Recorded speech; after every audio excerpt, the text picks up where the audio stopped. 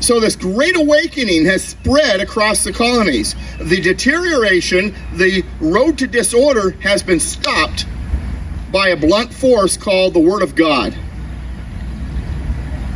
The Word of God stopped the downward spiral in America. We were going from a godly culture to something else, and the Word of God stopped that skid. So real quick side note, so if we want the answer to what to do today, there you go. Can't get a political house in order until we get our godly house in order, right? Yeah. All right, so anyway, then in 1761, there was this guy named James Otis. So what was happening is the British, they claimed to help pay for the French and Indian War, they were taxing the colonists very heavily and requiring that you only bought British products that were taxed. Don't buy from anybody else. You won't pay the tax. So the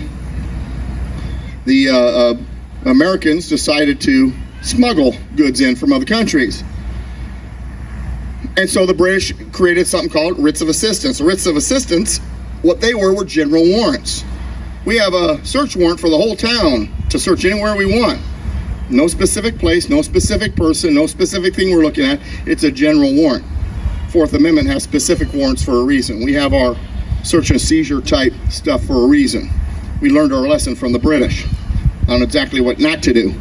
So this writ of assistance was going on, and the British troops are rifling through people's houses and ripping up the floorboards and going through the cupboards and searching for all this other stuff. And then they would be accused of smuggling. They'd go before the court, and then the colonial jury would find them not guilty.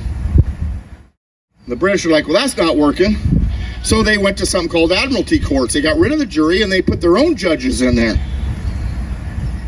I think I have a few people nowadays that might know what that kind of feels like. Yeah. Some guy named Trump and some folks that were a certain place on January 6, 2021.